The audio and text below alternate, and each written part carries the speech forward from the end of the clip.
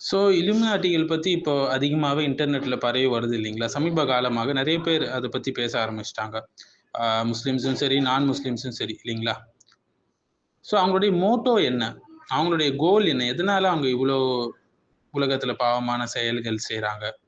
So பல பேருக்கும் அவங்க ஏன் இத செய்றாங்கன்ற உண்மையான மோட்டோ தெரியறது இல்லங்க. உண்மையான கோல் எதுக்காக இப்படி செய்றாங்கன்னு தெரியல. சில முஸ்லிம்களுக்கு தெரியும் தவிர, மற்ற நான் முஸ்லிம்ஸ் அவங்கலாம் பேசும்போது வேறு வேறு காரணங்கள் சொல்றாங்க. ஆனா அதெல்லாம் உண்மையான காரணம் கிடையாது. அவங்க சொல்லக்கூடிய காரணங்கள் என்னன்னா, அதிகாரத்தை அவங்க ஆசைப்படுறாங்க. அரசியல், பணம், மீடியா, கல்வி எல்லாம் எங்களுடைய கட்டுப்பாட்டுல இருக்கணுன்றதுக்காக அவங்க செய்றாங்கன்னு சொல்லுவாங்க. சிலர் என்ன செய்வாங்க, கடவுள் இல்லாத ஒரு உலகத்த அவங்க உருவாக்க பார்க்குறாங்க. அப்படி ஒரு தாட் ப்ராசஸ உருவாக்க பார்க்குறாங்க என்றெல்லாம் சொல்லுவாங்க. சிலர் பொருளாதார ஆதாயத்துக்காக இப்படி செய்றாங்க என்றும் சொல்லுவாங்க. சிலர் வந்து மற்ற மக்கள் எல்லாரையும் அடிமையாக்கணும். அதனால தான் அப்படி அவங்க செய்றாங்க என்று சில காரணங்கள் சொல்லுவாங்க. இப்படி பல பல மோட்டோக்கள சொல்லுவாங்க. அவங்க தான் மேல் ஓங்கி இருக்கணும். மத்தவங்கலாம் அவங்களுக்கு கீழ இருக்கணும் என்பதற்காக அப்படி செய்றாங்க என்றெல்லாம் சொல்லுவாங்க. ஆனா இதெல்லாம் சொல்லப்படக்கூடிய வெவ்வேறு காரணங்கள். ஒரு ஈமானுடைய பார்வையிலிருந்து பார்க்கும்போது, அவங்களுடைய மோட்டோவே வேறங்க. இஸ்லாம் தான் அதற்கு சரியான ஒரு சொல்யூஷன் சொல்லுது என்று சொல்லலாம். அவங்களுடைய ஹிஸ்டரி பார்க்கும்போது தான் நமக்கு புரியும். ஏன்னா இலுமினாட்டி என்றால் பலரும் வந்து இப்ப 200, 300 வருஷத்துக்கு முன்னாடி உருவாகுன குரூப் அவங்க. அப்படின்ற மாரி வரலாறு எடுத்துட்டு போவாங்க. ஆனா இல்ல. இந்த வரலாறு புரியணும்னா, பனி இஸ்ராயேல் முதல் மசீஹ் தஜ்ஜால் வரை ஃபுல் வரலாறு பார்த்தா தான் நமக்கு புரியும். எதனால இவங்க இதையெல்லாம் செய்றாங்க என்று. அல்லாஹ் சுப்ஹானஹு வ தஆலா சொல்றான், பனி இஸ்ராயேலுக்கு அல்லாஹ் குடுத்த கண்ணியத்தையும், மரியாதையையும் நினைவூட்டுகிறான். பனி இஸ்ராயேல் மக்களே, நான் உங்களுக்கு அளித்த அருளை நினைவு கூருங்கள் என்று. ஸோ அவர்களுக்கு பல நபிமார்கள் வந்தாங்கள், வேதங்கள் கொடுக்கப்பட்டது, தாவாவுடைய அழைப்பு, வழிகாட்டுதல் குடுக்கப்பட்டது. ஆனால் இந்த மரியாதை, கண்ணியம் எல்லாம் நிரந்தர உத்தரவாதம் கிடையாது. ஏன்னா அல்லாஹ் சுப்ஹானஹு வ தஆலா சொல்றான், ஒரு சமூகத்தினர் தங்கள் உள்ளத்துல இருப்பதை மாற்றும் வரை, அல்லாஹ் அவர்களுக்கு அளித்த அருளை மாற்ற மாட்டான் என்று சொல்றான். 8வது அத்தியாயம் 53வது வசனம். மேலும் அவர்களை எச்சரிக்கிறான், நீங்கள் வேதத்தின் ஒரு பகுதியை நம்பி மற்றொரு பகுதியை மறுக்கிறீங்களா என்று. ஸோ இப்போ தான் அந்த பேர் வந்து ஃபேமஸ் ஆயிருக்கு இல்லுமினாட்டி என்று. ஆனா அவர்கள் வந்து யூதர்கள் பெரும்பாலும். யூதர்கள்ல நல்லவங்களும் இருக்காங்க, கெட்டவங்களும் இருக்காங்க. கெட்டவர்கள் தான் இது போன்ற இல்லுமினாட்டி செயல்கள்ல ஈடுபடுறாங்க. ஸோ ஈசா நபி, அதாவது ஜீசஸ் வந்து அவங்களுக்கு நபியாக அனுப்பப்பட்டாங்க. பனி இஸ்ரவேல் மக்களுக்காக.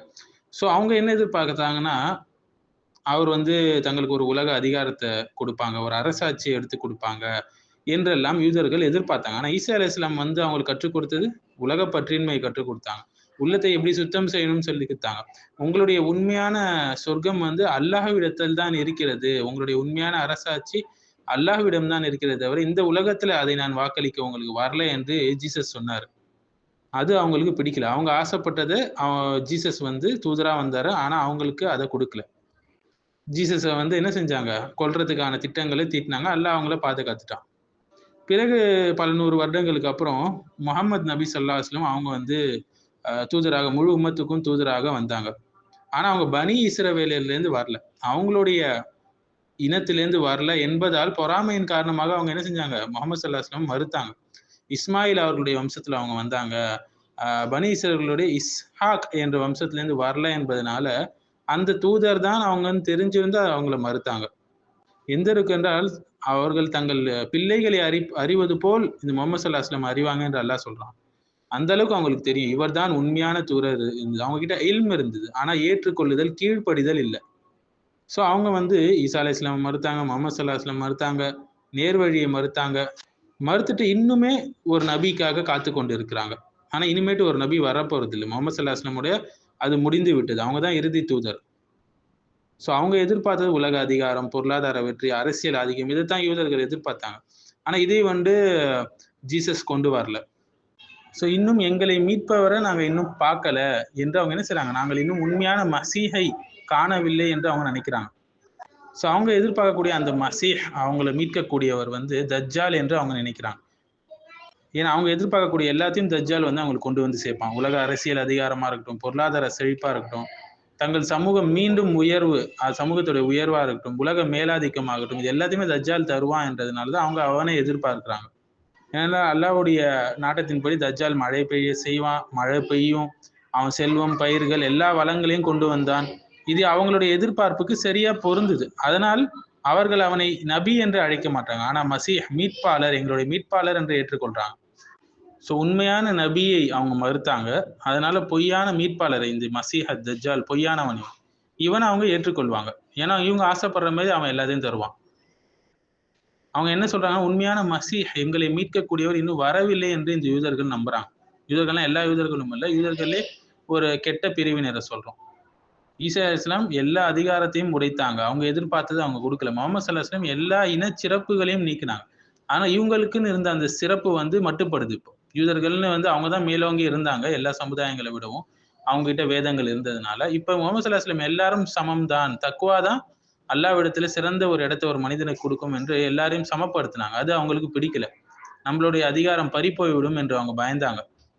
அவங்களுடைய அகந்தம், அதிகார ஆசை இது எல்லாமே உண்மையான நபியை மறுப்பதற்கு அவங்களுக்கு வழிவகுத்துச்சு. அவங்களுடைய உண்மையான மோட்டோ என்னன்னா, எங்களை அல்லாஹ்வின் பக்கம் ஒன்று சேர்க்க, அல்லாஹ்வின் பக்கம் நெருக்கி வைக்கக்கூடிய மீட்பாளரை விட எங்களுக்கு அதிகாரம், உலக வெற்றி தரக்கூடிய மீட்பாளரை நாங்கள் ஏற்றுக்கொள்வோம் என்று தஜ்ஜால் அவங்க ஏற்றுக்கொள்றாங்க. இறுதியில என்ன ஆகும்? தஜ்ஜால் வருவான். ஈசா அலைஹிஸ்ஸலாம் அவங்களும் இறங்கி வருவாங்க. மறுமை நாளுடைய நெருக்கத்துல தஜ்ஜாலை லூத் என்ற வாயில்ல வச்சு கொல்லுவாங்க. பொய்யான மசீஹ் விழுந்துடுவான். பொய்யான அதிகாரம் சிதறி போயிடும். உண்மை நிலை பெறும். அல்லாஹ்வின் வாக்குறுதி நிறைவேறும். இறுதி வெற்றி தக்வா உடையவர்களுக்கு தான் என்று அல்லாஹ் சொல்றான். தஜ்ஜால் வரதுக்கான எல்லா ப்ரிப்பரேஷன்ஸ் தான் இப்ப அவங்க பண்ணிக்கிட்டு இருக்கிறாங்க முழு வீச்சுல. 3rd டெம்பிள் கூட அதுக்காக தான் கட்டி கொண்டு இருக்கிறாங்க.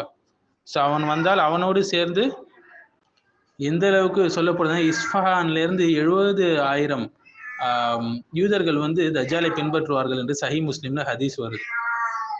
தஜ்ஜாலோடு சேர்ந்து அவங்க என்ன செய்வாங்க? அவனுடைய ஆட்சியை சப்போர்ட் செய்வாங்க. அவனை ப்ரொமோட் பண்ணுவாங்க. அவனுடைய பொய்யான அவன் செய்யக்கூடிய அந்த அதிசயங்கள்லாம் நம்புவாங்க.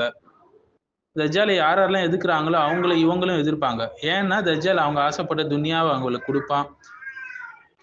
அவங்க எதிர்பார்த்த அந்த உலக ஆதிக்கத்தை தஜ்ஜால் அவங்களுக்கு கொடுப்பான். பைத்துல் மக்தஸ்ல இருந்து ஆட்சி செய்ய வேண்டும் என்ற அவங்களுடைய ஆசையும் நிறைவேறும். பழையபடி அவங்களுடைய இனம் மேன்மை அது உறுதிப்படுத்தப்படும். தஜ்ஜால் அவங்களுக்கு கொடுப்பான். ஆனா இது எதையுமே அவங்க ஈசா அலைஹிஸ்ஸலாமோ முகமது ஸல்லல்லாஹு அலைஹி வஸல்லமோ கொண்டு வரல என்பதனாலதான் அவங்க அவனை மறுத்தாங்க. இன்னும் பல காரணங்கள் சொன்னா, பனி இஸ்ராயல்ல இருந்து அவங்க வரல முகமது ஸல்லல்லாஹு அலைஹி வஸல்லம்.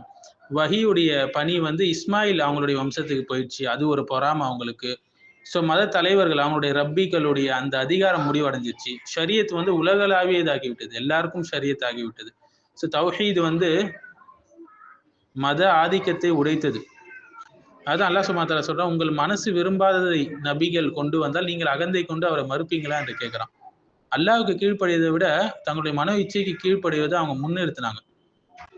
தஜ்ஜால் அவங்களுக்கு துன்யாவை தரான், ஷரியத்தை நீக்கிறான், எல்லை இல்லாத ஒரு வாழ்க்கையை தரான், வஹியை அதிசயத்தால் மாற்றுகிறான். இது போன்ற விஷயங்கள் இருப்பதனால அவனை பின்பற்றுறாங்க.